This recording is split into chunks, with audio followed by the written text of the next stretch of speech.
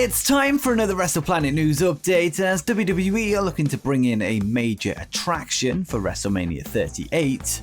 We have some backstage news surrounding tonight's AEW surprise debut, and AEW President Tony Khan confirms the company have made a huge signing. And before we get into it, make sure you subscribe with notifications turned on so you don't miss the latest wrestling news, and check out the relaunched WrestlePlanet.net for daily wrestling articles.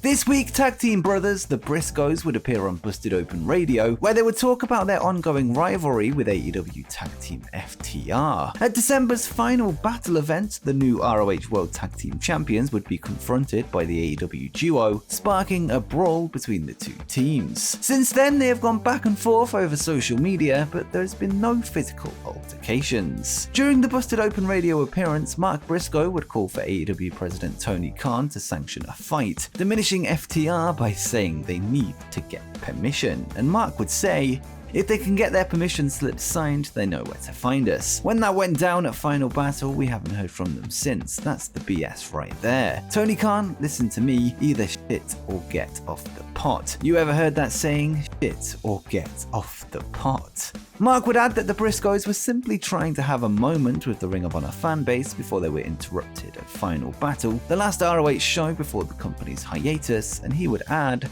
that's the whole thing, man. So the last Ring of Honor show, we go out there and blow the freaking roof off the place, man. Then everybody wants to clap for us. We got the family there, we brought a freaking bus up there with 50 people on there, we tried to say thank you to everybody, and here they come. Now what? Now they come? Well, let's do something, man. This is some BS. What are y'all trying to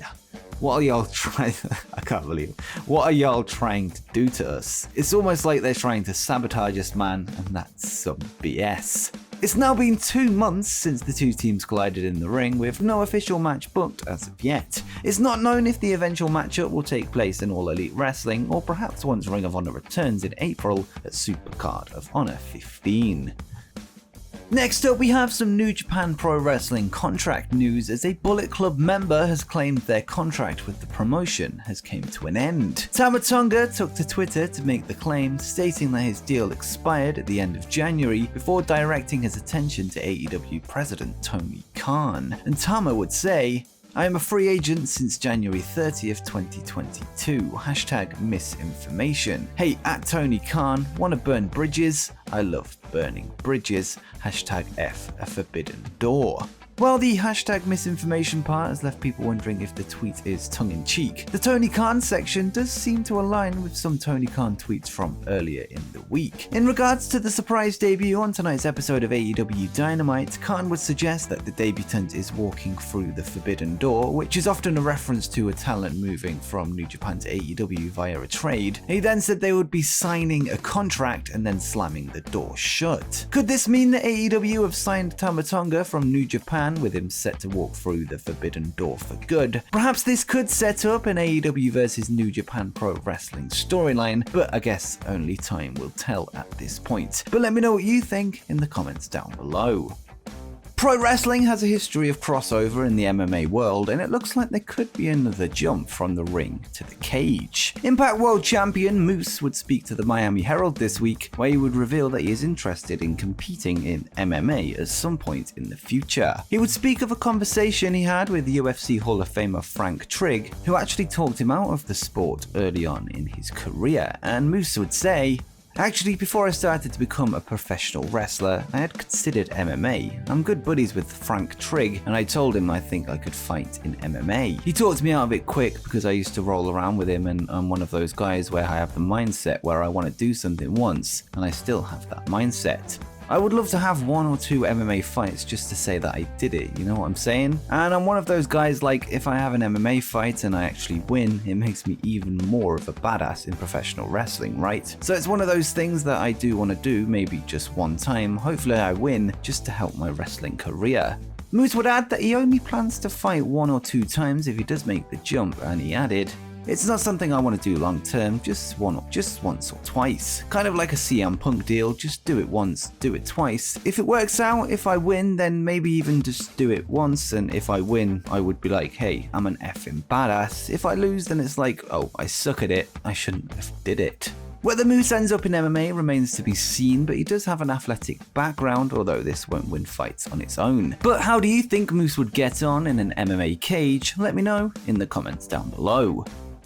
Next, let's go across to Game Changer Wrestling, where a wrestler has signed an exclusive deal. Former GCW World Champion Nick Gage would put pen to paper on a brand new multi-year contract, this according to Fightful Select. The report notes that the deal is exclusive, although the exact length hasn't been revealed. GCW have also since confirmed the report. The deal is said to allow Gage to work a reduced number of matches while keeping him a part of the Game Changer Wrestling brand. Gage is currently one half of the GCW Tag Team Champions alongside Matt Tremont, with the duo having defeated the Briscoes at the World and GCW event inside the Hammerstein Ballroom last month. GCW owner Brett Lauderdale would take to Twitter to discuss the deal, stating that this will be the first and likely the last contract they ever sign, and he said, "This is the first and likely the last contract GCW will ever offer. Nick has earned the right to finish his career on his terms with dignity and a focus on the future he deserves. I'm proud GCW can give him that. For the hard work, sacrifice and loyalty over 23 plus years, MDK all effing day."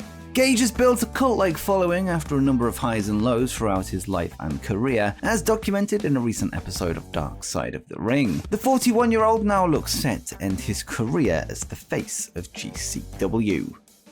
Next up, we have an update regarding a change of plans for WrestleMania 38. As we've previously discussed, WWE would let Shane McMahon go shortly after his return at Royal Rumble due to backstage heat with talent following his role as a producer for the Men's Rumble match. Shane had played a significant role behind the scenes at the show, with him acting as lead writer and producer of the men's 30-man match. He was described by a ringside news source as a nightmare to work with. Shane is also said to have openly buried fellow producer Jamie Noble whilst trying to book the match around himself. It seems that Shane's departure has thrown a spanner into the works for the upcoming WrestleMania event, with the company scrambling for a replacement, and WrestleVotes would take to Twitter to report, "Source states the spot Shane McMahon was going to have on the WrestleMania card was to be positioned near the top. Therefore, WWE now need a new major attraction matchup outside of the titles. This goes without saying, but the WrestleMania card is still in complete flux. It's quite amazing."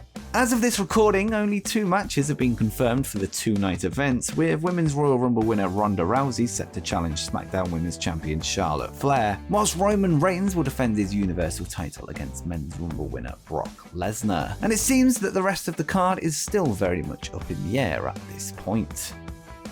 Now let's get to the AEW surprise debut that has been dominating headlines this week, as we have an update regarding the locker room's thoughts around the signing. According to Fightful Select, they've spoken to a number of AEW talent regarding the surprise, all of which are unaware of who the mystery man will be. That said, the unanimous belief amongst the locker room is that it will be Keith Lee, though this is speculation from the talents themselves. Fightful have also revealed that they've been told pretty firmly that the surprise is not Jeff Hardy, who still has a non-compete clause until March 9th, 90 days after his WWE release. His brother Matt would say the same thing during his podcast, repeating that Jeff has a 90-day non-compete clause, although on a Twitch stream, Matt would say the following.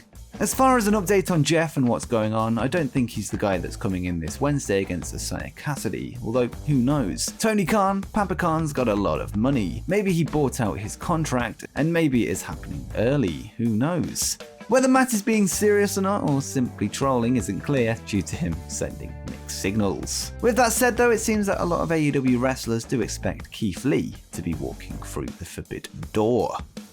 And speaking of tonight's surprise debut, let's go to an interview with AEW President Tony Khan regarding the signing. Khan would speak to Sports Illustrated this week to provide more information, calling the signing huge, whilst revealing that it was set up an upcoming show. And he would say, "It's a huge signing for us. I have created some debate about it, what it means to open the forbidden door, and that's what we are going to do on this show. The fans are going to get a great night of wrestling, and I hope everyone is surprised and comes back for the matches this sets up. It's going to be a big reveal on Dynamite. It sets up this week's Rampage and it puts a lot of irons in our fire. We have created an environment in AEW where people routinely expect great wrestling matches, and we have the wrestlers to live up to those high expectations." Tony would also speak with PW Insider ahead of the show, doubling down on his claims, this time calling it a major signing, and he would say, "I don't think I've exactly been so specific about who's coming, but I said it's going to be a major signing for us, and I think it's going to be a very exciting night. Like I said, I have opened the forbidden door, and I don't want to say exactly what's going to happen or when it's going to happen, but it's going to be an eventful night, and I hope people get their expectations met." Frankly, I've seen a lot of other speculation and there's a lot of great names out there, and anything we do on this particular Wednesday Night Dynamite, it doesn't limit us in the future from finding some of these other people. There's a lot of exciting names, and opening the forbidden door will allow to these big names. So there are a lot of possibilities, and I don't want to get too specific on the speculation, but there's going to be somebody who's going to sign with AEW going forward and be a part of the company. And as I also said, I would open the forbidden door. Without getting too specific to what that means, it's definitely opened up some speculation. Whilst it's not entirely clear who the debut will be, with there still being no leaks confirming it outright, reports from Dave Meltzer of the Wrestling Observer suggest that Keith Lee is on his way to AEW, although it's not confirmed if it will be for this match or not. This no doubt adds a level of excitement for AEW Dynamite tonight, with fans eager to see who is set to walk through the forbidden door. And before you go, make sure you check out 10 possible candidates for the AEW Revolution ladder match surprise.